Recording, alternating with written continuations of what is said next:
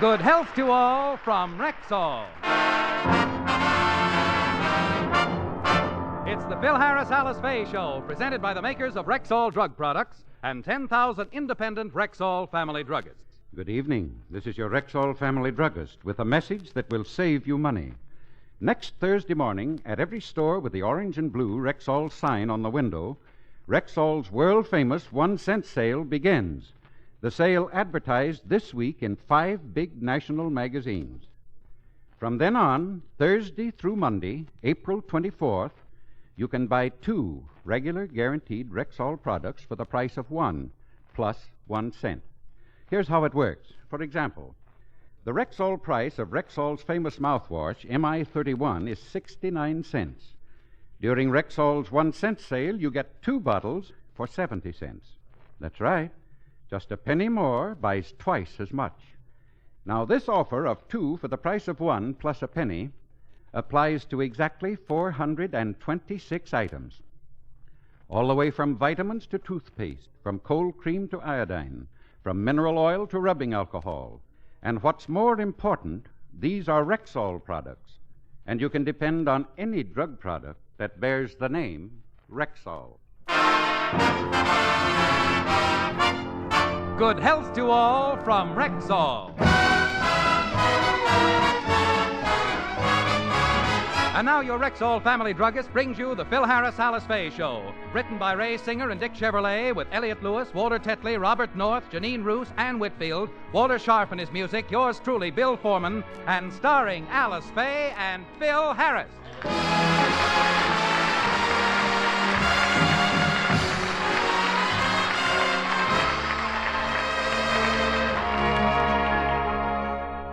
Mr. Scott is having a birthday party today for his youngest daughter. The Harris children have been invited, and Alice is briefing them on their behavior. Now, children, when you go to the party this afternoon, I want you to behave yourselves. We will, Mommy. Remember your manners. Be polite. Yes, Mommy. And above all, if they serve anything to drink, be careful not to spill it. Don't worry, Mommy. This morning I'm as steady as a rock. Bill, this is a children's party, and you're not going. But, Alice, Stop pouting and take off your Hopalong Cassidy suit. But, honey, I've got to go along to protect the girls. After all, there are going to be boys at the party, and they're liable to play kissing games. And I got to be there to stop them. Phyllis, we better have a talk with Father. He ain't with it. Oh, Phil, don't be silly. There's nothing to worry about. Our girls are much too young to be interested in kissing boys. We better have a talk with Mother, too. All right, young ladies, you're only 7 and 5, and you have plenty of time to kiss boys. Daddy, how old were you when you kissed your first girl? 32. Months, that is. But that was just kid stuff. I got my first real kiss when I was 14. She was 12. And what a kiss. If you look closely, you can still see the scar. What scar? My lower lip got caught in her braces.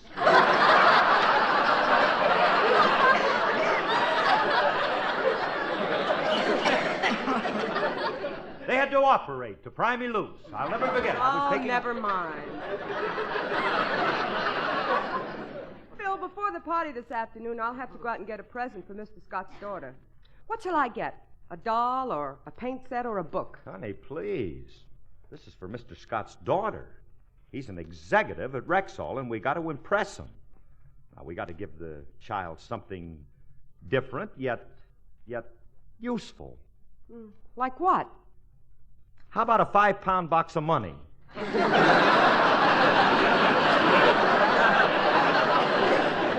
Darling, don't you think that might be a little ostentatious? Not if we use small bills. It's important that I impress Scotty. Don't you realize? Uh-oh, I'll get that. Oh, good morning, Harris. Well, if it isn't Mr. Scott, my favorite employer. Come on in. Well, I'm not dressed properly. I'm wearing a sport shirt that's open at the neck. Don't be silly, Mr. Scott. You look impeccable. Now, come on in. Gee whiz, I love that sports shirt. And I'm crazy about that Angora sweater you have under it. It's so soft and silky. Stop fondling the hair on my chest. Oh, I'm sorry, Mr. Scott. Gee whiz. I could have sworn it was a gray Angora sweater.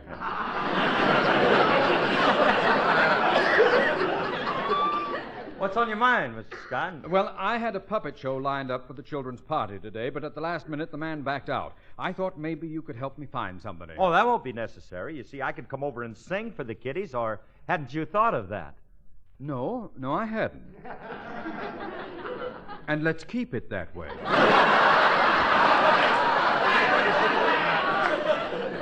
I want some good entertainment. Hello, Mr. Scott. Oh, hello, Mrs. Harris. I hope you'll pardon my casual appearance. Well, I think you look very nice. That's a beautiful shirt. And I love that Angora sweater you're wearing under it. Honey, it ain't a sweater. It's a painting of Gabby Hayes.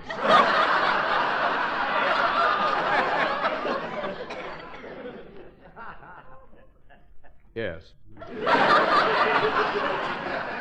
I dropped over to see you people because you're in show business. Mrs. Harris, I need somebody to entertain at my daughter's party today, and I thought you could help me.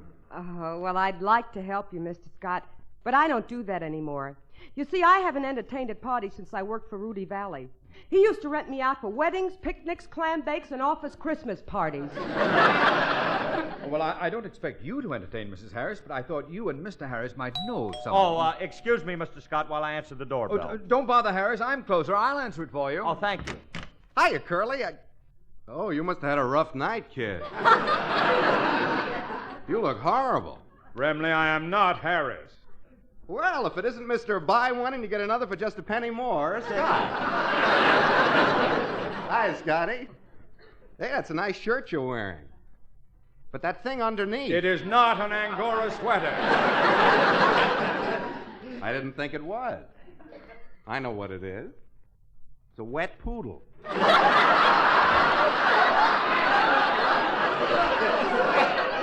Frankie, I've talked to you before about showing a little more respect for Mr. Scott. From now on, be nice to him. Okay. Mr. Scott, I'm very glad to see you. Makes me feel good to see your happy face. It isn't happy. I feel miserable. All right, then. It makes me feel good to see your miserable face.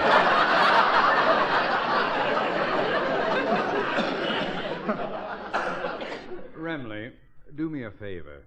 The Mexican army needs men. Now, as I was saying, Mrs. Harris, about the entertainment, I'd like to get I don't someone... like your attitude. I came here as a friend. Remley, I'm sure you came from a nice family. I know your mother gave you a good upbringing. She taught you politeness and good manners, didn't she? Yes, she did. Then I'll thank you to shut your big fat mouth while I'm talking. It's important that I find an entertainer for my daughter's party. Well, look no further, Scotty. That's right up my alley. Well, I'll remember that. And if I ever throw a party in an alley, I'll call you.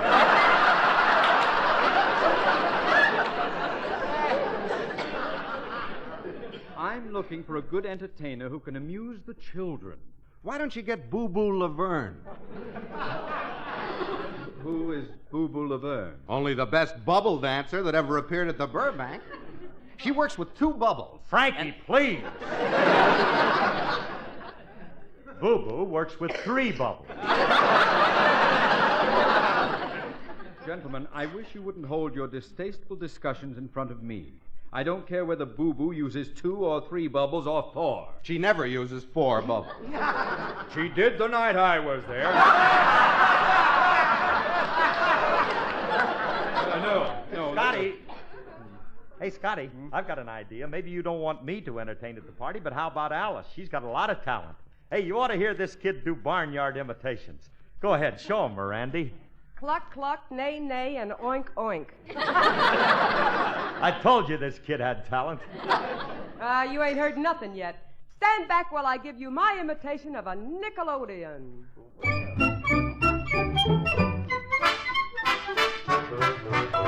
Put another nickel in the Nickelodeon. All All I want is having you and music, music, music. I'd do anything for you, anything you'd want me to.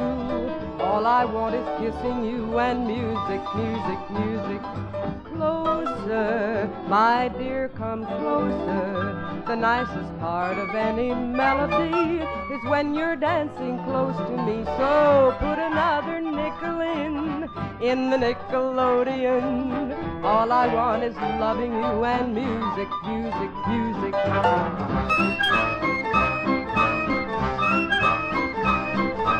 Put another nickel in and watch your favorite music begin.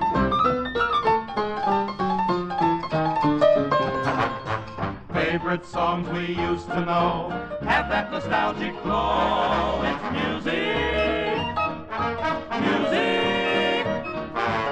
Put another nickel in the Nickelodeon. All I want is having you and music, music, music. I'd do anything for you, anything you'd want me to. All I want is kissing you and music, music, music. Closer, my dear, come closer. The nicest part of any melody is when you're dancing close to me. So put another nickel in the Nickelodeon. All I want is loving you and music, music, music, music, music.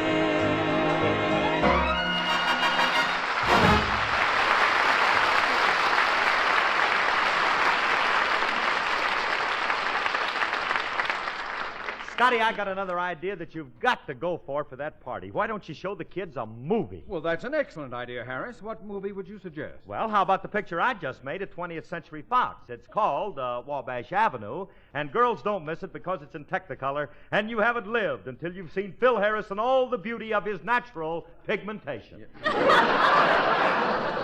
All right, Harris. Now get to the theater early, and remember, bring soft sandwiches because there'll be no popcorn sold during any of my scenes. Harris, I don't want to see your picture. But it's a great picture, Mr. Scott. Alice saw it, and she can tell you. Go ahead. Go ahead, love. Tell him about that Wabash Avenue. Very well. Wabash Avenue is the best picture I've seen since Lillian Russell. A photo play in which I starred. Yeah, I know, but tell him all about Wabash Avenue. See, what's it? It's very similar to Alexander's Ragtime Band, which happened to be my greatest triumph. Wabash Avenue, honey. Yes. In Alexander's Ragtime Band, I gave a performance that is still talked about throughout the civilized world because... Wabash Avenue! Tell him how good I was. Phil Harris, you're a ham. You ain't no lamb chop yourself. Please, both of you have undoubtedly made the greatest pictures in the world, but I don't want my kids to see them. I mean, I want them to see a child's picture, one of the things that Disney makes, like Cinderella. Disney? Wait a minute, I got an idea. I can get a print of Cinderella. I know Disney personally. How well do you know Mr. Disney? I know him well enough to call him by his first name. Herman.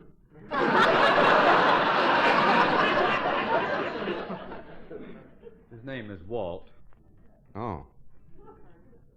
No wonder he never answers me. Wait a minute, Mr. Scott. I happen to know Walter very well, and he'll do anything that I ask him, and I guarantee to get you a print of Cinderella for your party. Well, that's very nice of you, Harris, and please have the picture over at my house at 2 o'clock. And remember, I'm counting on you, so don't let me down. Don't worry, it'll be there. Hey, that'll get me in good with Scotty. I'll just go in and call Disney and tell him to send the picture right over. But, Phil, you don't know Mr. Disney that well. He probably won't even talk to you. Oh, honey, please. Me and Herman are just like this. What are you talking about? Just wait till I go in and call.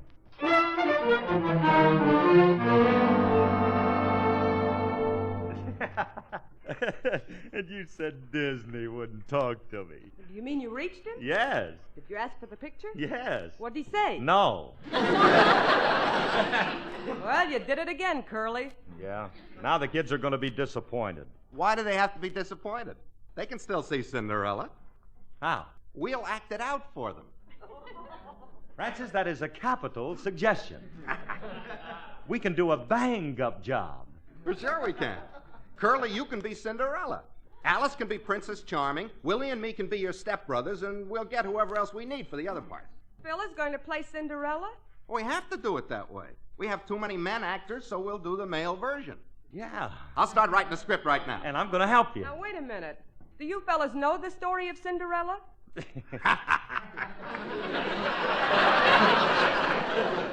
Do we know the story? Silly girl. Why, honey, everybody knows the story of Cinderella in Wonderland. Cinderella in Wonderland? Well, sure, that's where she met the Jabberwocky. Well, what is a Jabberwock? Well, thanks for asking that, dear. I was wondering how I was going to get into this sterling number. Thank you. One time there was a mountaineer who felt so mighty brave that he took his trusty gun and went to a dark, dark cave. The reason for his venture was a story that he'd heard about a bad, ferocious creature called the Jabberwocky bird. Now, when he got into that dreary cave, our hunter saw a sight. The Jabberwock had 7 heads, and each one was a fright. He turned around and headed home, or running all the way. To all the folks who waited there, the mountaineer did say, was really gan to slide thee toes, did gyre and gimble in the wave. Oh, Mimsy were the board groves and the mommy mass out grave. Oh, frabjous day, kaloo-kalay, and from his bandersnatch. My aim was spoiled by 7 heads, but that bird I will catch. Then back again into that cave that mountaineer did go. But how he'd finally get the bird, he really didn't know. This time the mountaineer was armed with knives and traps and bait. He had to catch that Jabberwock or meet a sorry fate.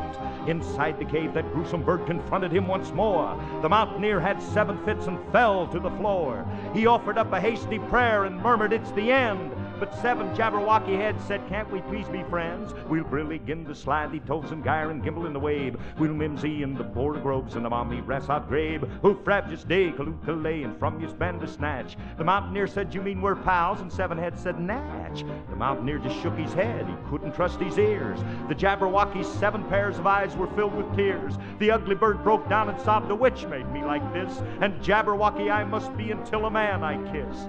The mountaineer could not resist that bird's unhappy plea. He bravely puckered up his lips and said, "You'll soon be free." He kissed and 7 heads became just one of golden curls. The ugly Jabberwock was then the prettiest of girls. They brillied in the slithy toes and gyred and gimbled in the wave. They mimsied in the border groves and the mommy rats out grave. Oh, frabjous day, kaloo-kalay, and from your bandersnatch. That couple now have 7 kids. And that is quite a bad.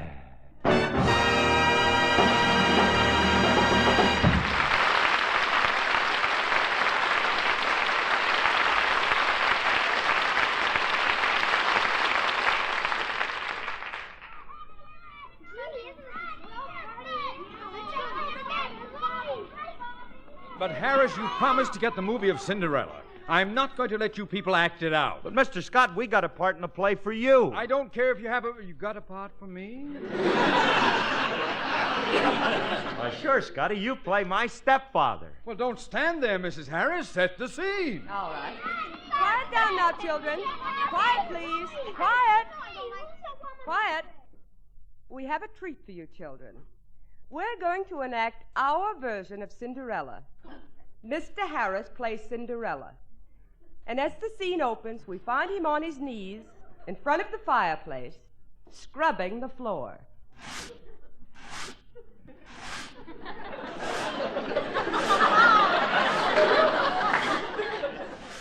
Woe is me. Scrubbing the floor is so rough on my hands. I wish they'd give me a brush. My stepfather makes me do all the work, and all he does is yell at me, and beat me, and kick me. Sometimes I get the impression he doesn't like me. Oh, here comes stepfather now. Hello, stepdaddy, dear. Shut up. Gee, he talked to me. I think he's beginning to like me. Where are your stepbrothers, Francis and William? They're in. Shut up. Francis, William, where are you? Here we are. Hello, Father. Hello, son. Hello, Daddy. Hello.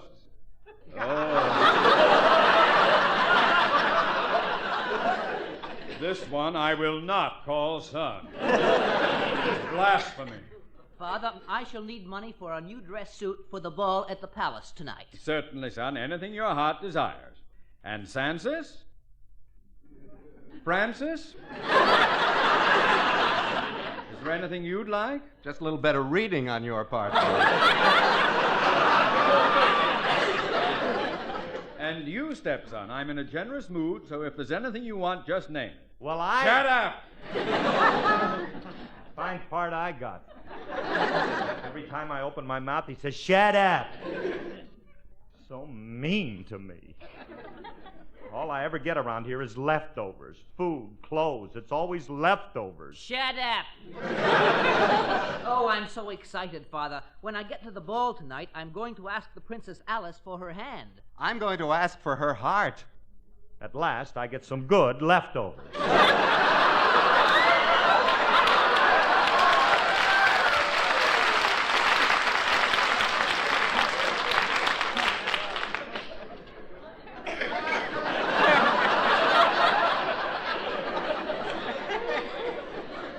Father, can I go to the ball tonight?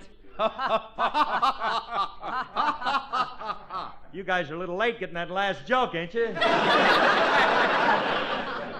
You can't go anywhere. You're just an ugly duckling. Now, get back to your work. Now, come on, boys. Let's prepare for the ball. As for you, Cinderella... I know. Shut up. They all call me an ugly duckling now, but they'll change their tune when I grow up to be a wild goose. Gee whiz, if I only had pretty clothes and a coach to take me to the ball. Oh, isn't there somebody who can help me? Oh. Who are you? I'm your fairy godmother, Mac.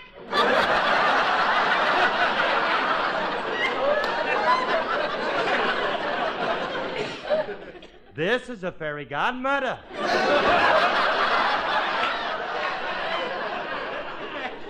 You said it, Mac. What's on your mind?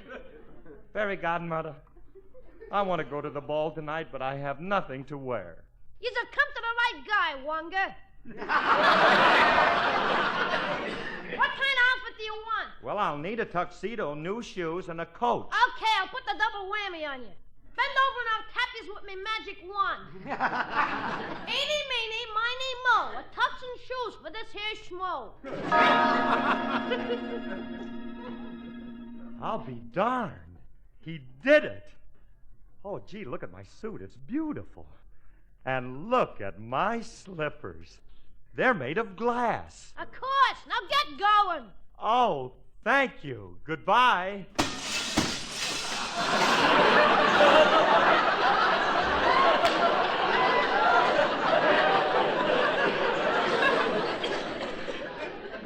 Butter feet. All right.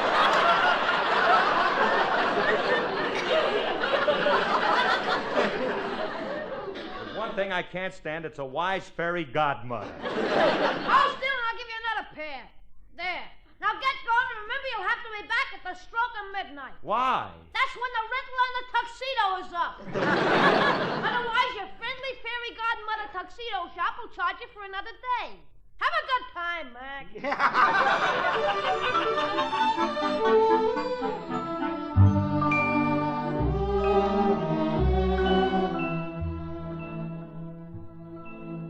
Oh, you danced divinely, Princess Alice.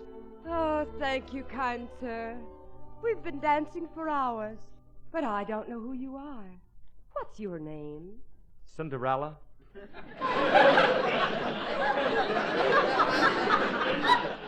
But my father calls me Shut Up.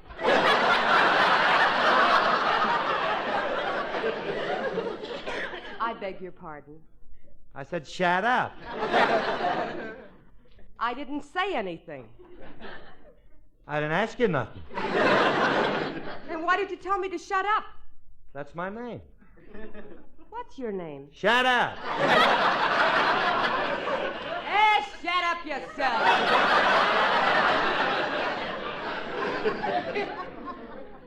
At last she called me by my name. You're the most fascinating man I ever met, and I want you to marry me. Oh, but I can't, Princess Charming. I can't. Don't you see, I'm a poor man. I haven't any money. I'm broke. I'm loaded.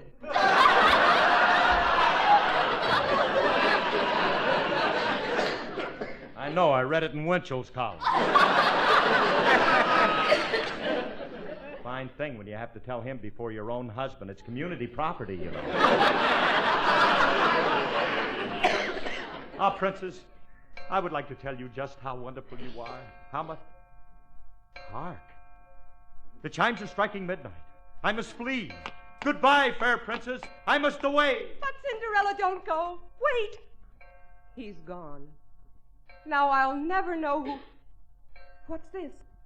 He dropped his slipper. I shall search the kingdom until I find the dainty foot that fits this 13 triple E.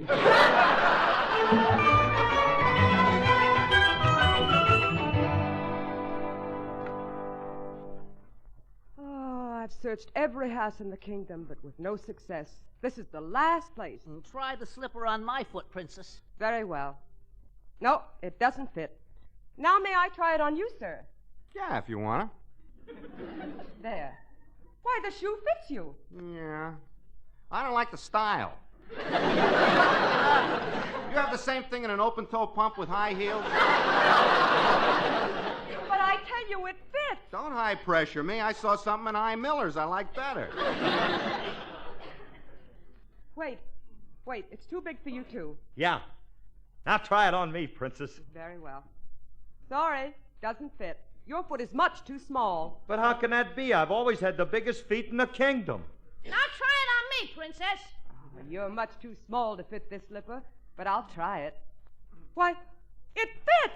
Well, how come it fit me last night and this morning it fits him? Simple. While yous was asleep, I changed feet with yous. Come, Princess, let us away to your palace and count your money. Now, wait a minute, fairy godmother. You can't... Shut up! Oh.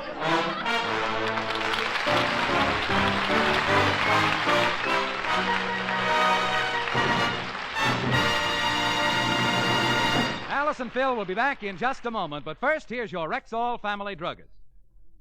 If you're looking for a painless way to lower your cost of living, let me remind you that the easiest method I know is only 3 days away. You mean Rexall's 1-cent sale? I do, ma'am, because it's a nationwide opportunity to save.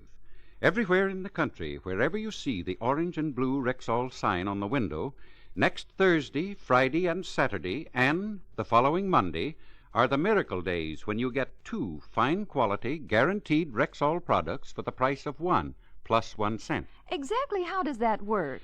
Well, take our 100-tablet bottle of Rexall aspirin for an example. Ordinarily, it sells for 49 cents, but during the 1-cent sale, you get 2 bottles for 50 cents. Why, that means a penny more buys twice as much. Exactly, ma'am. What's more, you'll find exactly 426 of these twin bargains in our stores. Everything from Rexall Milk of Magnesia to Rexall Stork nursing bottles, from Rexall foot remedies to Rexall vitamin products. Then I'm saving my pennies for Thursday. And save a lot of them, ma'am, for every one of them doubles your buying power. Best of all, you'll be getting Rexall products, and you can depend on any drug product that bears the name Rexall. Good health to all from Rexall. We're a little late, so good night, folks. Remember, next Thursday begins the 4 biggest bargain days in the year, Rexall's world-famous nationwide 1-cent sale. The sale advertised this week in 5 big national magazines. The sale where you get 2 top-quality, guaranteed Rexall products for the price of 1 plus 1 cent. Remember, next Thursday, Friday, Saturday, and the following Monday, look for the store with the orange and blue Rexall sign on the window. And then step inside and buy twice as much for just a penny more.